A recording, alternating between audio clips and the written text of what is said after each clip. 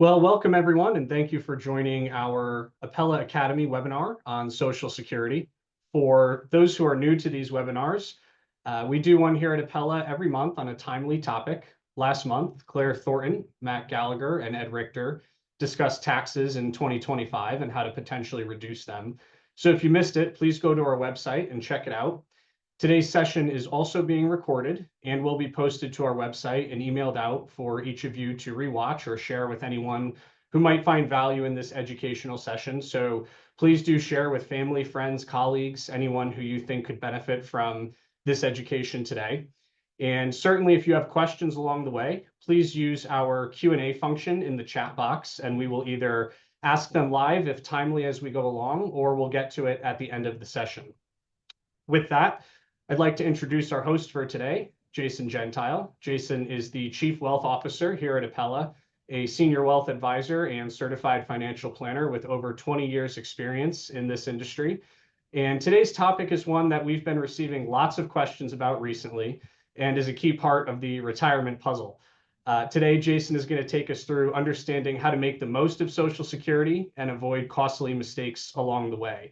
So with that, I'll turn it over to Jason. Thanks, Sean. Appreciate it. For those who don't know Sean's worked in the West Hartford office with me for what seems like forever now. So appreciate you helping out with this one. I am generally a freeloader in these webinars where I am just hosting. So I figured I would actually do a little work and participate in creating one of these presentations. So thank you for helping out here today. Interestingly enough, when we put Social Security on the calendar to talk about as a discussion point, it was probably 4 or 5 months ago. So in no way, shape, or form did we have any idea that this would all of a sudden become such a hot button issue in the news, and seemingly feeling like Social Security as a system and as something we've been able to rely on for a long period of time feels like it's coming under attack. So, as we start to think through today's session, I really want to focus on a couple of things, right? I understand today in kind of the context of the environment in which we live, people are nervous about Social Security, and that makes a lot of sense. But people have been making mistakes in this system for a really long time. Going back to, I think, 1935, when this Social Security was first enacted. The idea of the system was a pay-as-you-go system to help lift people out of poverty during the Great Depression. It was pretty simple back then, and over time, it feels like it's gotten a little bit more complicated. The rules have changed. The idea of how we claim has changed a little bit. But at really kind of its core, it should not be made, a decision around Social Security should not be made independent of a true holistic financial plan. The reality of this is Social Security is a massive part of some people's financial plans and integral into incorporating into a holistic financial plan. So we've been making bad decisions around Social Security for a really long time. So let's focus on some of the things that we're going to, our kind of top of mind issues or questions that you have. I think everybody today is really thinking about, okay, well, how do I claim? When do I claim? But realistically, those decisions are, they have far-reaching consequences, not just on your own life, but on potentially your spouse's life. We talk a lot about, or people talk a lot about, the idea of break-even points. And if I just live to X, I'll be okay, and I'll break even. But we really need to think about the impact on our spouse and the people that we leave behind.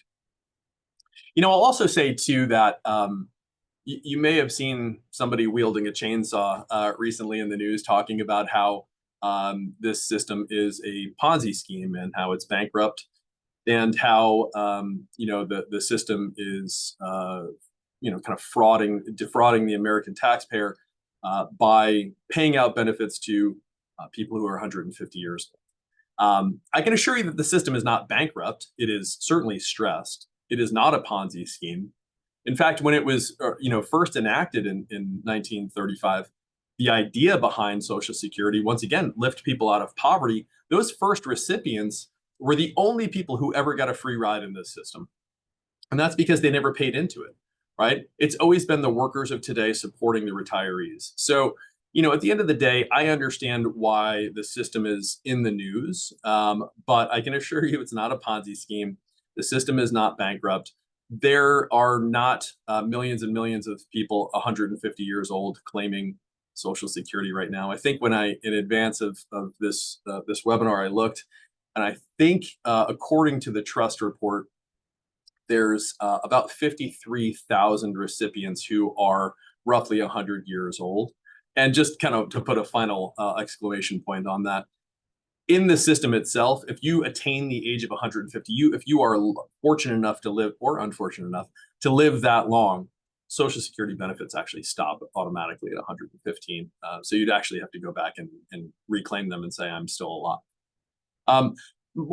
I would say too that all of us, no matter how well we're doing in life, we've seen Social Security benefit somebody that we know, help somebody that we know. This is realistically, one of the only reliable sources of cash flow that many people have in retirement. So it's an important part of our lives and our family and friends' lives as well. Speaking of family and friends, though, I can assure you, none of them are experts. So the main questions that we want to cover today, and I'm sure a lot of you are thinking of, whether you've claimed already or may claim here very soon, will Social Security even be there for me? How much can I expect to receive from the system? When should I apply? And I think that one's important too, because with potentially some cuts to the system, closing some offices, maybe normal application times will take a little bit longer right now. So that impacts some decisions there as well. How to maximize benefits, and is it going to be enough to live on in retirement? So let's just jump right in, because I think people tend to underestimate the value of Social Security over time. And as I mentioned earlier, the system is in the news a lot because of this right here. And this is the trust fund. And at the end of 2022, the system had about $2.8 trillion in it.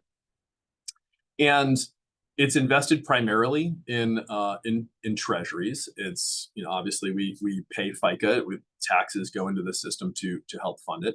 So there's income that comes in and money that goes out to recipients. Now, the money that is growing into the fund was less than what was paid out. So last year, in 2023, we don't have the most recent numbers yet. In 2023, there was a $41 billion reduction in the trust fund. A couple of reasons for that. While the system still sits roughly at 2.7, almost $2.8 trillion, it's important to note that this is that baby boomer wave into retirement, where roughly 10,000 folks retire almost on a daily basis here in the United States. So all of a sudden, there's this additional stress that's happening on the system. So, you have likely heard that according to projections, benefits without reform will fall to about 83% in 2035, meaning there'll only be enough in the system to pay out in 2035, about 83% of projected benefits. Here's the thing, though. I think where most people see that number, they just assume that in 2036, it'll be zero, right? The system is gone and it's empty. But when you see this kind of go out to 2098, there's still enough money in the system to pay out about 73% of benefits. Now, I'm not saying that's great. We want to fix the system, and not to get political here, obviously, but we tend to, or our government tends to, wait until the 11th hour to make a decision or to make important changes. So let's think about some of the reforms that are actually on the table right now. Currently, if you are still working, you pay Social Security, you pay really tax on only up to $176,100 worth of income. And that comes in the form of FICA. You pay 6.2%, and so does your employer. If you made $180,000, anything above that 176 number is basically not going to have that tax associated with it. Now, an obvious way to help increase the solvency of the system would just be to raise that base. And I would probably argue that 176 is too low, considering there's a lot of people doing well in the world who could potentially pay a little bit more into that system. Raising the retirement age, it was raised about 20 years ago and it phased into 67, where it sits today for those who are who are born after 1960. I think with increasing longevity, it's reasonable to expect that that would be part of any reform package, that retirement age would have to increase to 68 or 69 or potentially even 70 years old. We've seen even the required minimum distribution age increase over the past couple of years to 73 and 75.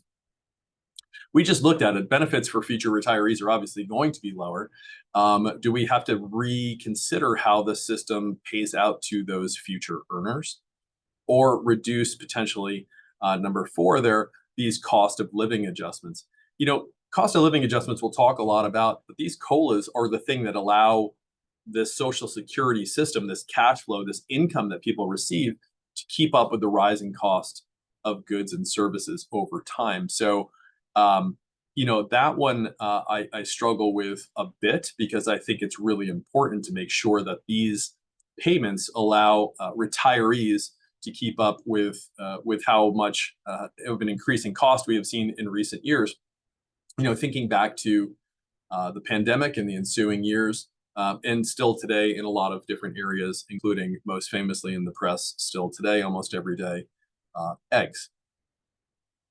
So let's think about it. If we're thinking about reform and wanting to make sure that Social Security is going to be there, I get it.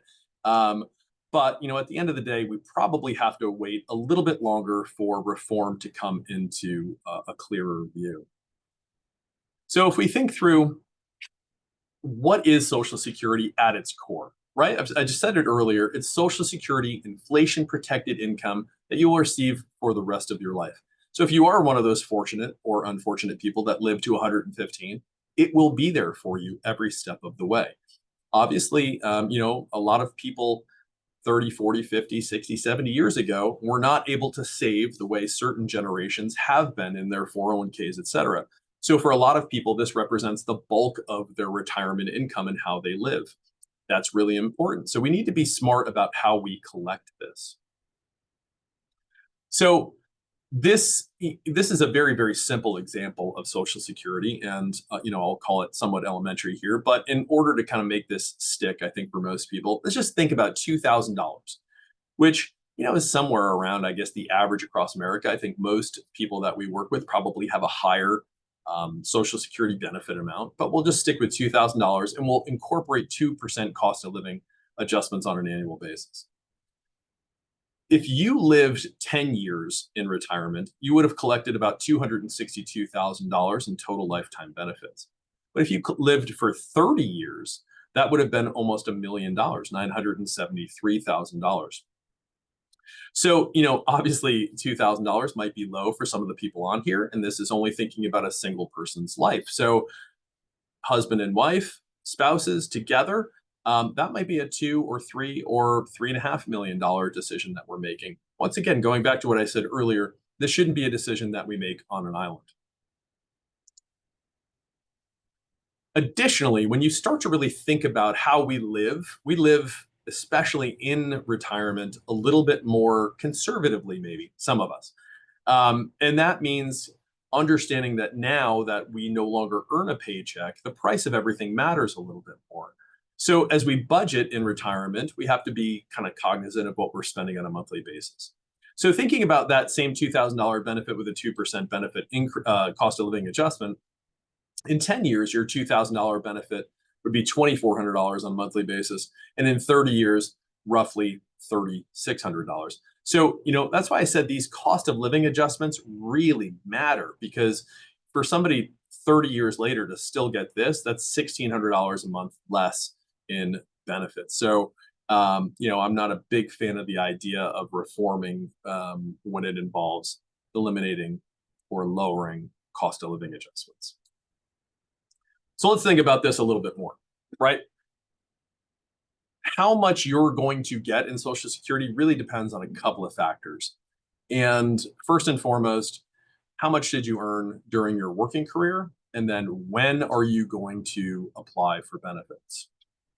So pretty simple. But here's where the math comes in. And I promise we won't spend a lot of time on math today, but it's important to have a base understanding of the formula itself.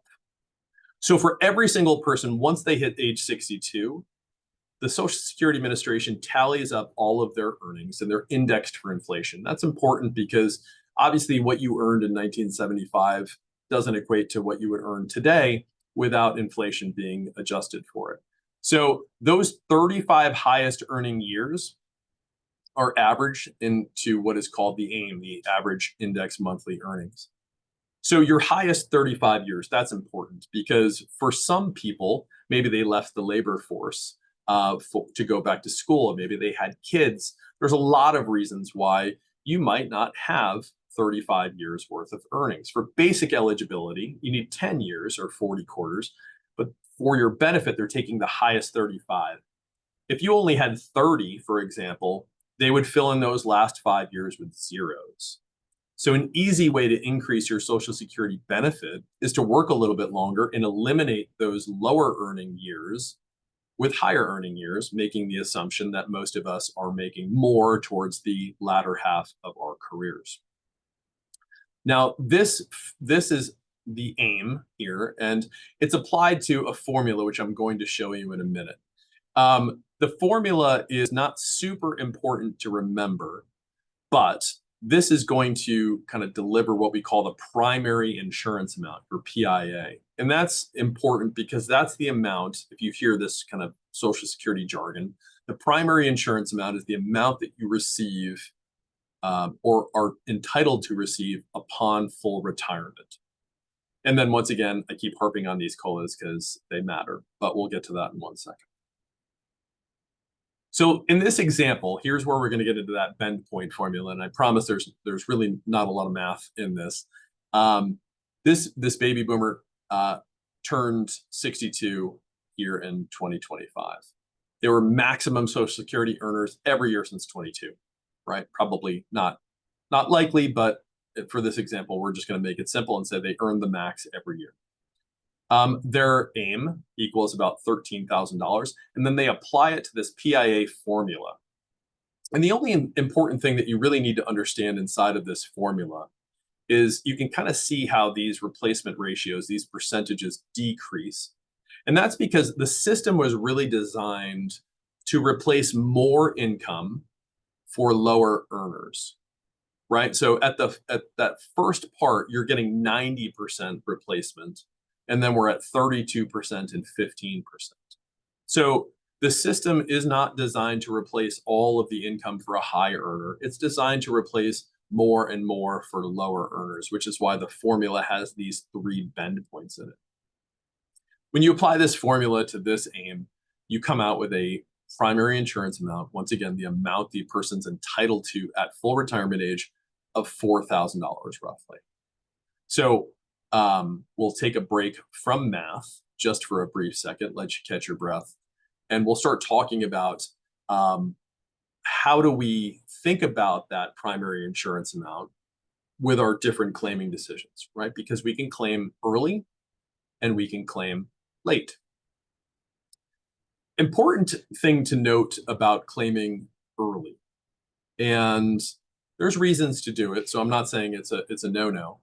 But important to note is if you do claim early, your benefit is reduced significantly, and it will stay that way permanently. And we'll talk a little bit about the impact of things like taxes and Medicare have on lower premiums as well. So if we think about when we should apply for benefits, there's really kind of 5 core needs that are here, right? So health status is certainly one important factor. And a good example of this is if you've been diagnosed with a terminal illness or you have a diagnosis that has shortened your lifespan a great deal, this is a good reason to claim early rather than delay.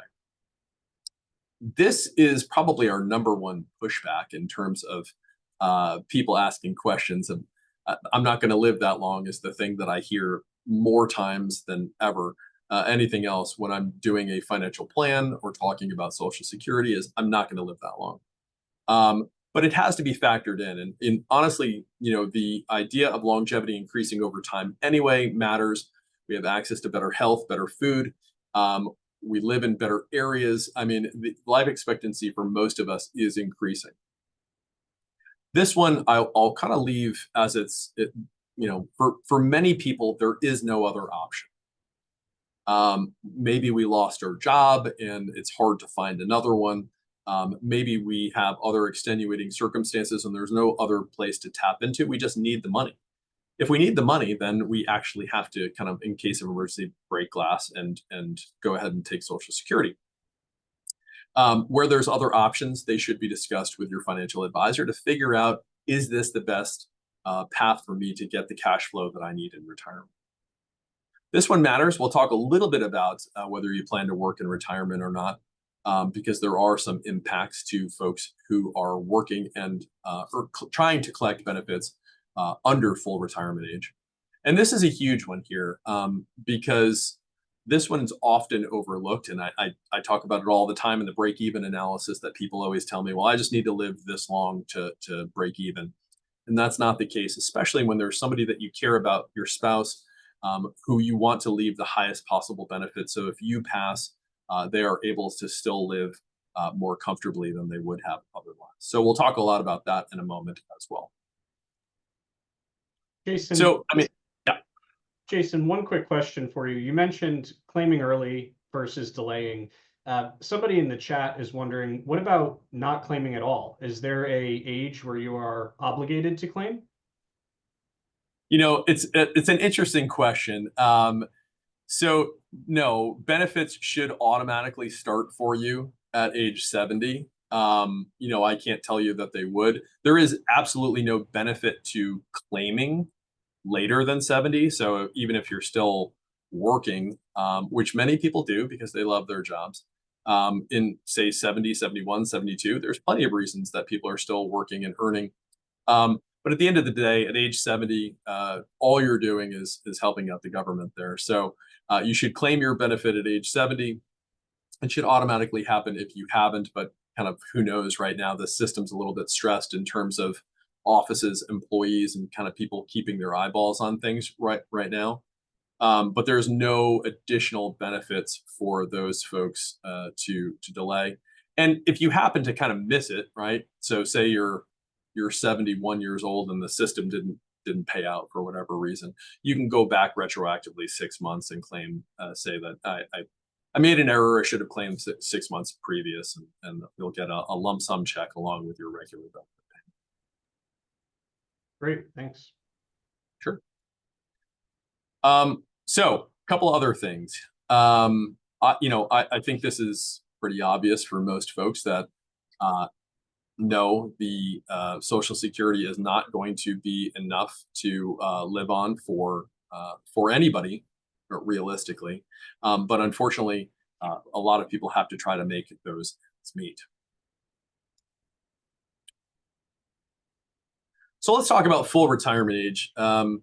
So I mentioned earlier that for those born after 1960, full retirement age is 67. It used to be 66, and you can kind of see it gets up there between 1954 and 1959. It adds a couple of months as we phased into that age 67. So you can find your corresponding birth year, and you'll know exactly when your full retirement age is. That matters for a lot of reasons, including being able to continue to work and take Social Security if you so chose. Once again, you should consult your financial advisor to make sure that that makes sense for you. And, we just talked about this a little bit, but if you claim early, your benefits are reduced, and they're reduced permanently.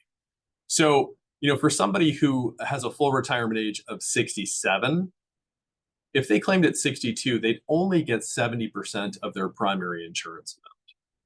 And you can see it increases here over time up to 100%. But 30% reduction is pretty big. And when you think about the impact of cost of living adjustments, those cost of living adjustments are magnified the bigger your benefit is. So, this has to be a very significant decision to take a 30% reduction. What I would say too, and I suppose I should point out, that when the actuaries kind of put together life expectancies and payments, the reduction is because you are getting more payments for a longer period of time, right? This person who claims at 62 is getting 5 extra years of benefit payments. So that reduction is to equalize taking benefits for a longer period of time. The problem with that is that benefit stays smaller. It impacts your surviving spouse, and it also reduces the impact of cost of living adjustments as well. Now, on the other side of that, right, so claiming early, lower benefits, claiming late, bigger benefits. So I'm going to stick with 67 here as kind of the column to focus on. So, at 67, you get 100% of your benefit. And you can see that you get these 8% delayed credits all the way up until age 7. Now, it's hard for me to say that there's any other place in the investment universe where you can get guaranteed 8% on your money. So this is very appealing. If you don't know your Social Security benefit, this would be my go-to right here. Go to socialsecurity.gov/myaccount. You'll create an online account, and that will kind of help in honestly, as we go through and do your financial plans for you. We'll ask for it anyway. So feel free to go ahead and do that. If you've got any questions, reach out to your service team or your financial advisor. I'm not going to spend a ton of time on this, but realistically speaking, if a person had a $3,000, right where my kind of laser pointer is here, they had a $3,000 benefit at full retirement age. You can kind of see with cost of living adjustments, which began at age 62. So even if you haven't claimed, you're still getting cost of living adjustments here. You can see that benefit is $3,312. So without cost of living, with cost of living, it's a significant impact. What you see here, delaying your benefit till age 70, just with those 8% credits gets you to $3,700, but the magnification of those cost of living adjustments gets this person to over $4,300. So big difference between $4,300 and $3,000. If we think about this person who had a full retirement age of 67, had a $3,000 benefit, and we look at if they had claimed at 62, what would they get when they're 70 years old? Well, they'd only get about $2,400, right? So that's pretty significant. But if this person had delayed, kind of think of what they're getting at age 70. And, obviously not a lot of us make it that far into the future at 95 and 100. But I mean, that is incredible when you start to factor in the cost of living adjustments on top of that. And I should note too, the 2% that you've seen on all of these slides is just for an example. The cost of living adjustments vary. They've been 6% recently. If you go back to kind of the lower inflationary environment that we had, we've had years where there's 0. So this is just a long-term average for mathematical purposes. So first and foremost, you should go get your statement. Make sure that it's accurate. Make sure there's not any zeros where there shouldn't be any zeros. And like I said, it's taking 35 of your highest earning years. So if we can kick some zeros or lower years off of your chart, we should do that. So these are the factors where we start to have to consider, especially if we have a spouse. We need to know how much we need, when we need it, how long we expect to live, and realistically, our spouse's life expectancy as well. So let's talk about tax, everybody's favorite topic. Like Sean said, Claire, Matt, and Ed did a great webinar. It's on our website. Go look at it regarding taxes. The universe of Social Security tax has some of its own lingo and jargon in it. So I'll try to make it digestible and not too boring. One thing that I would say, and this isn't really a tax per se, but there is an earnings test. So if you are applying for benefits, say at 62, and you make or are going to make more than $23,400 this year, then Social Security is going to withhold $1 in benefits for every $2 you earn over that amount. Now that money is not gone for forever. It's basically just backloaded into later in life or when you fully retire or get past this early retirement phase and get to full retirement age. So it's not really a tax, but at the end of the day, if you're planning to work and might have reduced benefits as a result, you should probably not claim benefits so that we can build delayed credits. So that's something else for you to talk with your financial advisor about. Here's where we get to this universe of new lingo and jargon. Social Security has something called provisional income. And this is how to figure out if your benefits are taxable. And what provisional income is, it's your AGI plus half of your Social Security benefits plus your tax exempt interest. So I'm not going to spend a ton of time on here. But in this case, if you're married filing jointly and earn over $44,000, up to 85% of your benefit is taxable. Your benefit isn't taxable at 85%. Up to 85% of your benefit is taxable at your tax rate. Now, where do these numbers come from? Well, these numbers were created 30 plus years ago and were never indexed or adjusted for inflation. The idea of taxing benefits was an idea of, if a retiree is benefiting from the system and they're, I'm using air quotes here, perceived wealthy, then we should be taxing those folks, right? So this was designed to be somewhat of a tax on people who were doing great in retirement. And now it's just a tax on the middle lower class. And that's unfortunate, but it's an important thing to note. So in this case, real quick, if you had $1,000 over this number, over 44,000, so $45,000, basically of that $1,000 overage, $850 of that would be taxable at your current tax rate. So once again, I know it's tax season. I won't bore you with any more provisional income, but if you have questions about that, we're happy to chat. At the end of the day, you should kind of know this because there are some factors that might push you into these thresholds where otherwise your benefit could have been non-taxed or only taxed up to half of your total benefit amount. So as we think through ways to minimize taxes on Social Security benefits, right? And this kind of is a callback to last month's webinar with Ed, Matt, and Claire. We can look for ways to mitigate taxes inside the portfolio, right? We already know municipal bonds aren't going to work because that's part of the calculation. But Ed talked about asset location, right? We would hold income generating things like bonds, maybe in tax deferred accounts, which also help to lower future required minimum distributions, which right here in number 2. We need to think about what RMDs are projected throughout our retirement.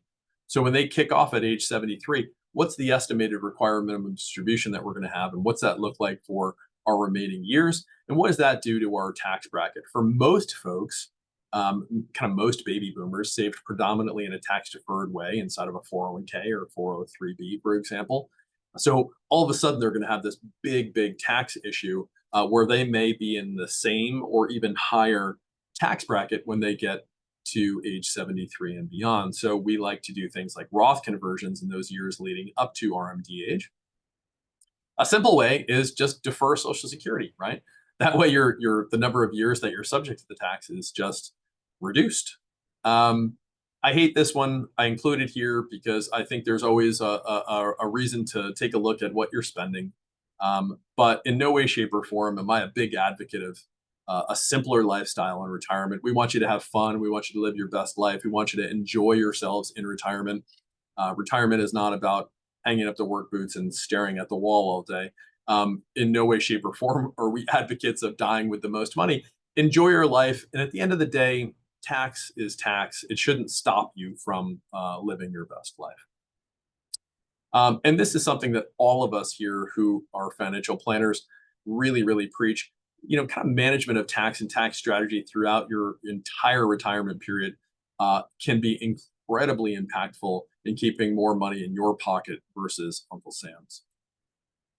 I mentioned this earlier. If you have a smaller benefit, right? If you claimed early at 62 and had a smaller benefit, this person's benefit reduced from 2,600 to 1,800 because they claimed early. All of a sudden, their Medicare premiums, Part B premiums, represent about 9% of their Social Security check. Somebody who delays that $2,600 and is now getting $3,200, right, at 124%. That Part B premium is only equating to about 5%.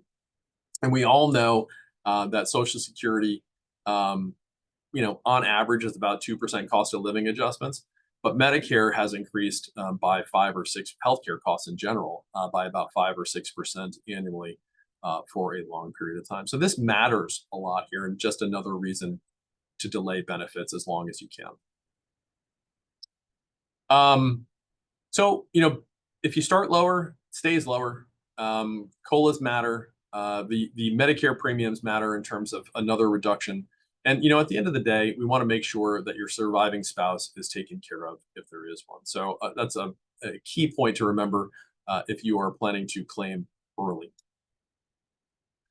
So for couples, how do we think about this, right? If for a married couple today, there might be over 18,000 different claiming strategies depending on your age discrepancy. And we need to look at those to make sure that we're doing the right combination of when each of you claim.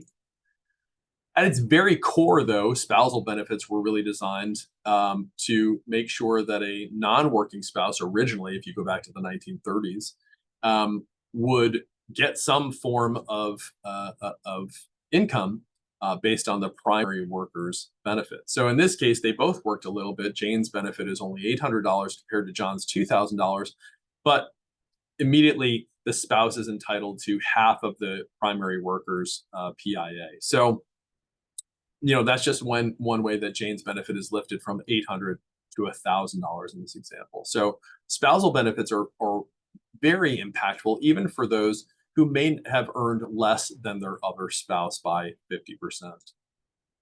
So rules around spouses, and this changed in 2015. There used to be some real fun strategies you could do with file and suspend, file and restrict. Those are pretty much gone these days. So to get spousal benefits, the primary worker must have filed for their benefits. The spouse must be at least 62 years old. And unlike your own benefit, there are no delayed credits on a spousal benefit after full retirement age. So there's no reason to delay spousal benefits, thinking if you wait a year, you'll get an 8% bump and or 8% bump on that.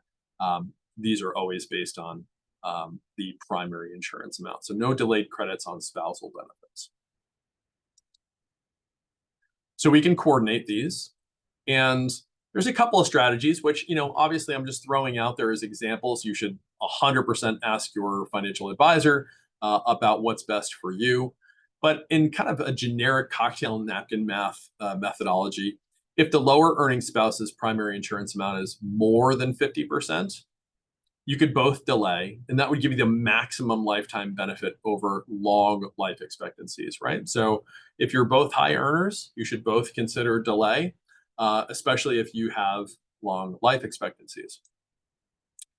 If your spouse has a primary insurance amount that's less than 50% of yours, the lower earning spouse can claim early, and the higher earning spouse claims 70. This gets some income in the door today while preserving the higher benefit for both lifetimes. So this happens a lot, and I think with all of us having known somebody who is a widow or who has gotten divorced, this is where the system gets a little bit more complicated. Hard to believe there's more rules to throw on top of the rules that we've already covered. So you are entitled to widowed or divorced benefits. And let's talk about how those might work. And we'll start with survivor benefits for widows. And really there's two key factors that come in here. Obviously, this one matters, right? The age at which the deceased spouse originally claimed.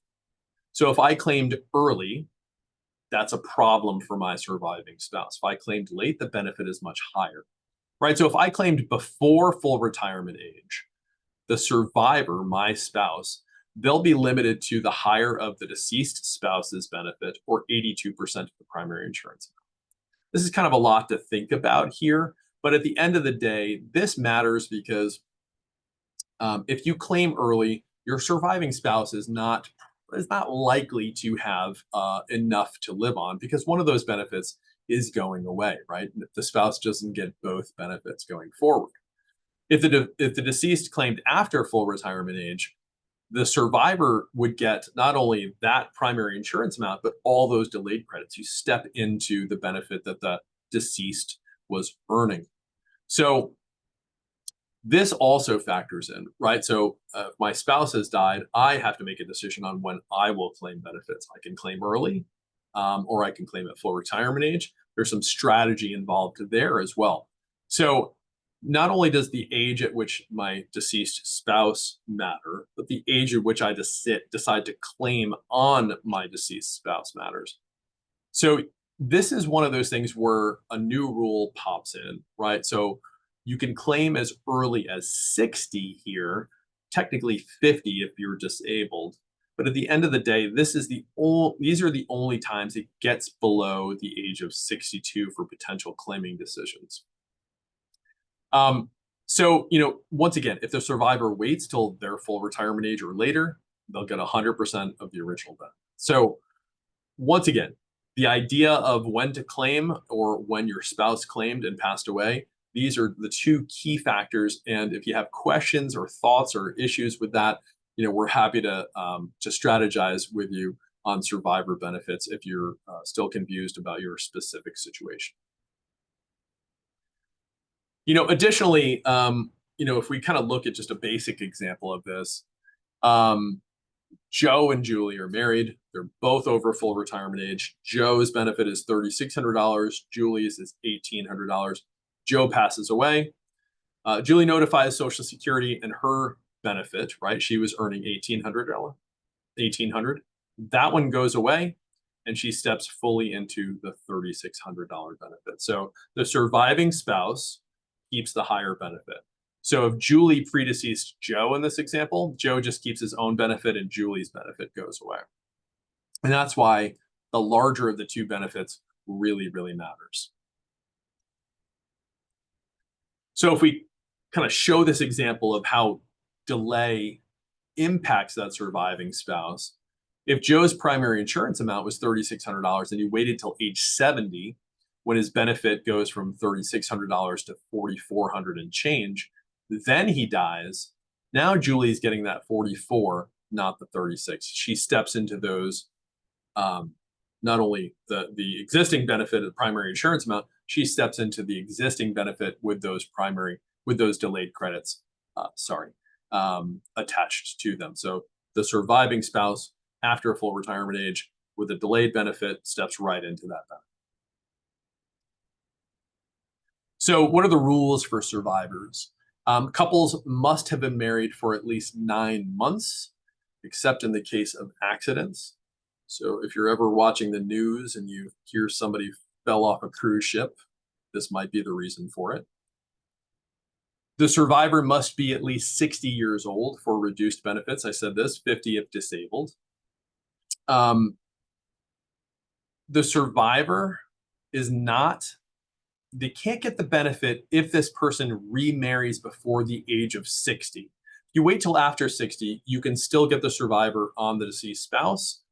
But this number matters a lot in kind of those second marriages post being a widow. So this is something that you want to keep an eye on if you are potentially considering getting remarried. If you're older than age 60, no big deal.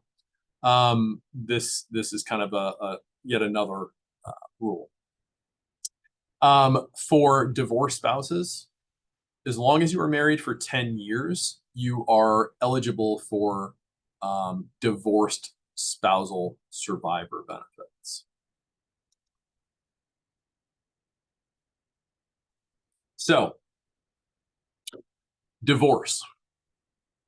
It's the same as spousal benefits, right? So kind of the same as if you were still married, as long as the marriage lasted 10 years, you are not currently married, right? So if I was married for 10 years, got divorced, and then remarried, I could not get spousal benefits on my ex-spouse. I'd have to claim them on my current.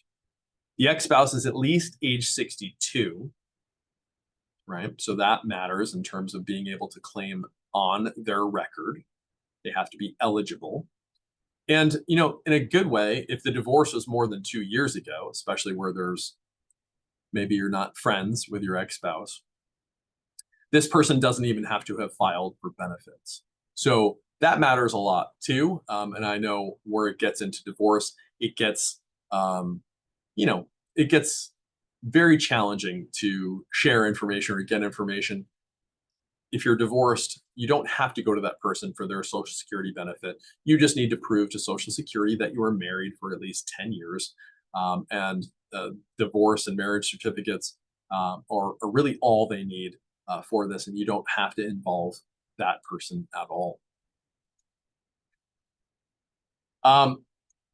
This is kind of the Johnny Carson rule here. I think at one point, Johnny had 4 ex-wives all claiming his Social Security. And because one person claims off of your record, if you've been married multiple times, it doesn't impact your benefit. It doesn't impact each of their benefits. So, each one of Johnny Carson's ex-spouses could receive the maximum spousal benefit without impacting any of the other ex-wives, although I doubt they concern themselves with that. Benefits paid to one. I just said that. This is important to note because this is a little bit different than survivor benefits. But if you're getting divorce spousal benefits, those stop upon remarriage, right? So another kind of key component or consideration. I'm not saying don't get remarried. It's just something to think about. So, as we think through this, going right back to the beginning, you can see that there's a lot of complexity inside of the Social Security system. So making this decision based on something you see in the news today, probably not a wise decision. I would say that, kind of pushing your chips all in on a guess that Social Security is going away or you're never going to get anything out of the system, probably not a great idea. But I would really encourage you to go talk to your financial advisor and go through this strategy with them, talk to them about its impact. What happens if it did go away, right? Could you survive that? Some of us have that question, I'm sure. Talk about claiming strategies, talk about how that impacts your taxation in retirement. There's a lot of fun things that we can do in the area of financial planning as it relates to cash flow management in retirement. So, as you're thinking through this, certainly think of pensions, 401ks, IRAs, required minimum distributions now starting at age 73 or 75, how your portfolio is constructed, what cash do you have on the sidelines, are you going to work? There's a lot that goes into this decision. And ultimately, the people who work at Social Security, they can't give you advice, right? They can tell you how much you're entitled to. They're probably just going to try to get you money today. And once again, they don't know anything about you. They're not allowed to give advice. All they can do is really tell you, here's your benefit. Here's what you do to get money today. And that might be more of a struggle with the labor force there being cut and maybe some office closures. So if you were going to claim or are going to claim, we always used to say 2 to 3 months in advance of that, that those timelines might be getting stretched a bit.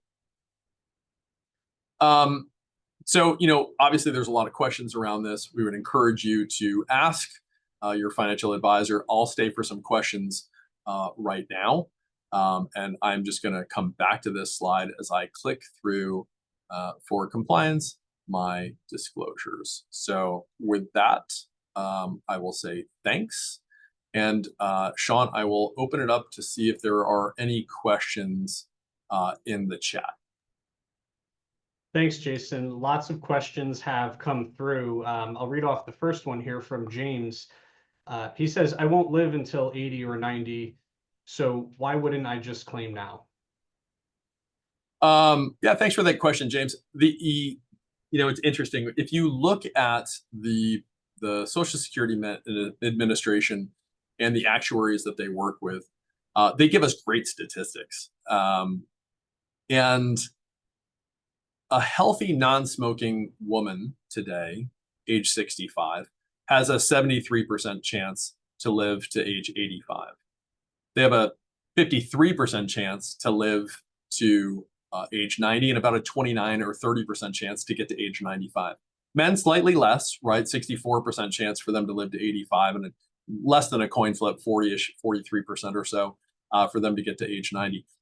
Put those people together, though, right? A married couple, and all of a sudden the probability of one of those spouses living to age 90 or 85 goes to 90%. If one of those folks says, "Oh, I'm never going to live that long," at the end of the day, it's still 73% chance that one of them lives to age 90, and almost a coin flip that one of them lives to age 95. So, I understand that we have these preconceived notions that we're not going to live a long time.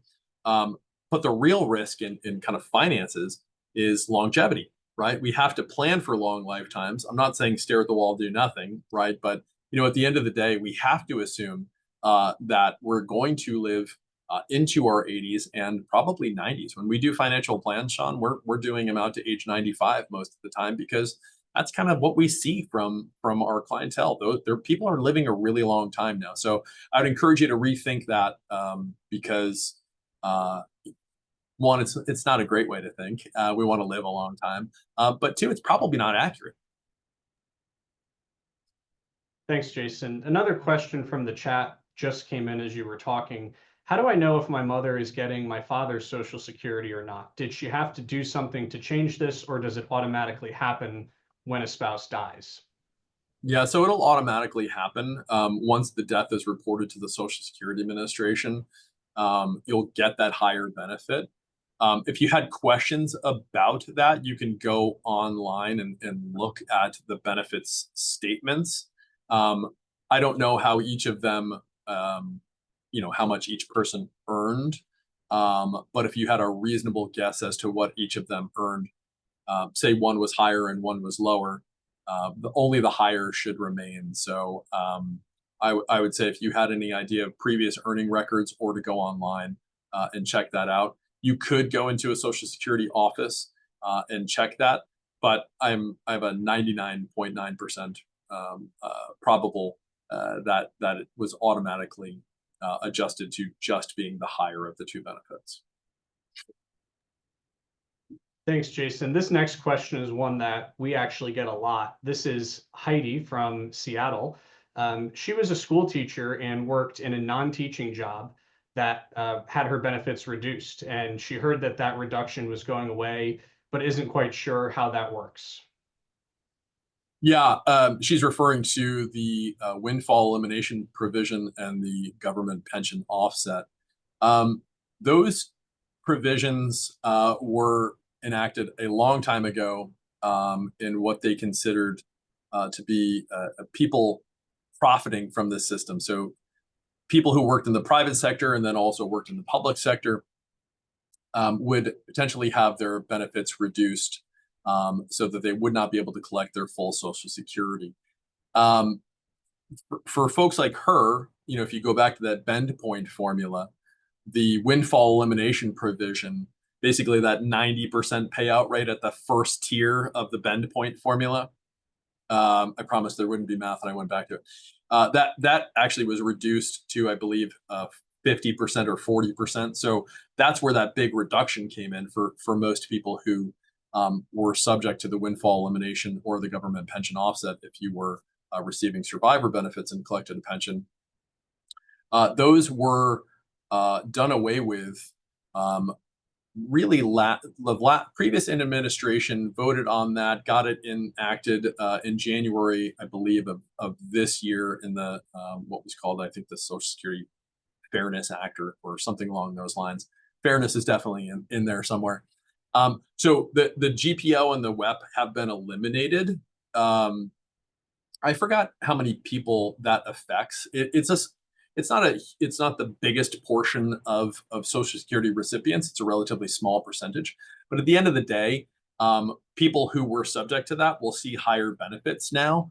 And those benefits will actually be paid retroactively through all of 2024. So you'll get kind of big checks potentially, not Powerball big checks. But you'll get an increased payment and you'll have potentially a lump sum as well. Social Security should be sending letters. You may have already been contacted. I would say continue to check your mail. They're starting to make those adjustments actually now. We've talked to people who've already had their meetings, gotten their letters, and seen the impact to their bottom line already. Thanks, Jason. And a couple of rapid fire questions from the chat. Darcy is wondering regarding the 35-year rule of highest earnings, is there an age cap on when Social Security stops calculating? Oh, so for somebody who works kind of into their late 60s and 70s, no, those wages still apply. So technically, I suppose even if you were collecting Social Security, right? Say you were 68 years old and collecting Social Security and still working, the calculation would get redone to increase your benefit. But I don't think there's any age cap in there. I know people still working into their 70s are still having their record adjusted inside of their Social Security statement. I would, for that particular person, if it does impact them, go to the mysocialsecurity.gov my account and look at your earnings record. That's a great way to see and make sure that they're actually still incorporating that. And ultimately, I always tell people, it makes sense to check those numbers anyway, just in case. Not likely. I've never seen one be wrong, but it doesn't mean that there couldn't be one that was wrong. Thanks. And then Jason from Sandra, is claiming Social Security an irrevocable decision, meaning if you submitted for your benefits and then decided you no longer needed it, can you stop, or is it once and for all? So if you wanted to stop, say you made the decision to claim today and you were 64 years old, I think this is what the question means. If you were 64 years old, claimed, gotten a couple of months of benefits, and you just watched this webinar and you were inspired that you made a mistake, and you could pay back those benefits within, I think it's just 12 months now. It used to be longer, but within 12 months, you could pay that back into the system and stop your benefit. So I think that was the question that she was asking. Thank you. And then, Jason, you mentioned 35 years of contributions. We've got a couple of folks who sign into their Social Security account live on this webinar and notice that they have 40 work credits to receive benefits. What does that mean? Yeah, so it's 10 years of earnings history, and there's a quarter, so 4 quarters per year. You need 40 quarters to be eligible. And those quarters have a dollar assignment to them. I don't remember what it is in 2025.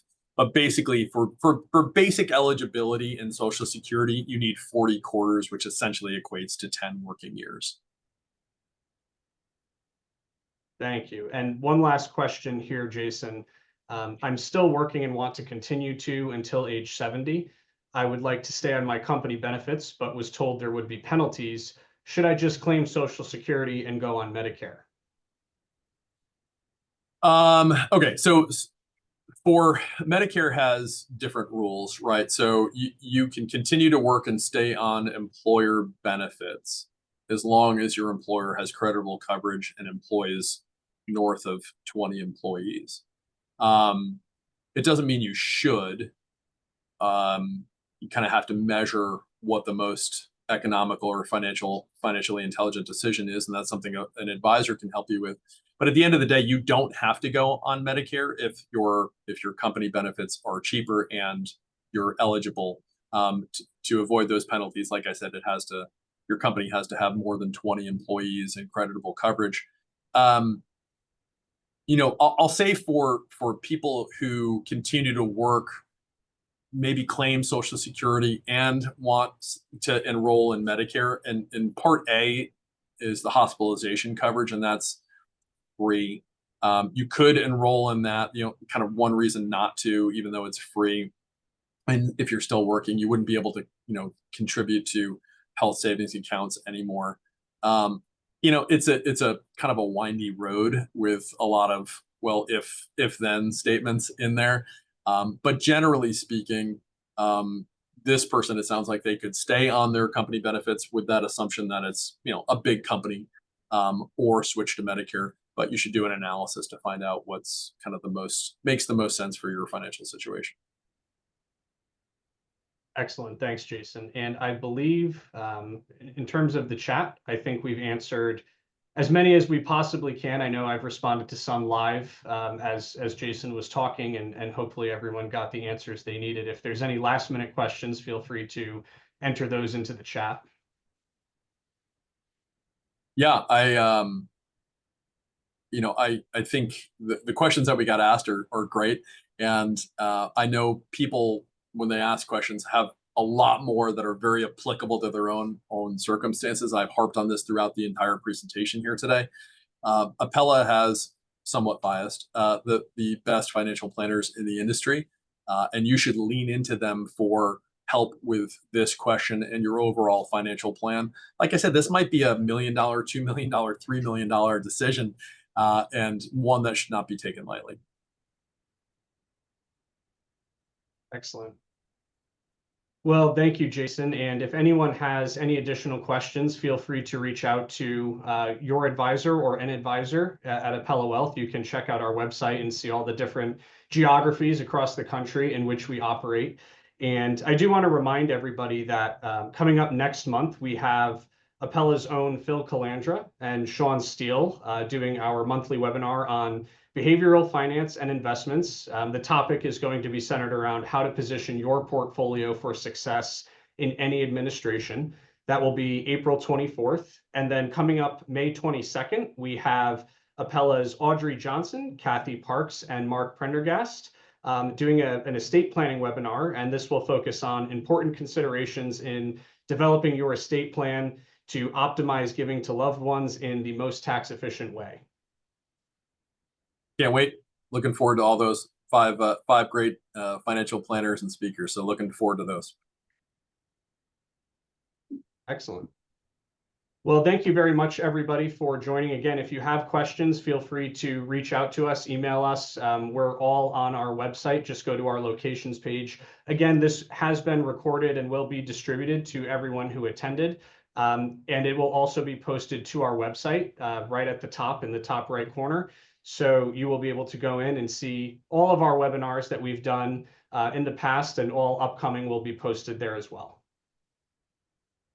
Appreciate it, Sean. Thanks for helping out today. Great job. And thank you all. We look forward to seeing you on future webinars. Thanks, Jason. Thanks, everyone. Bye.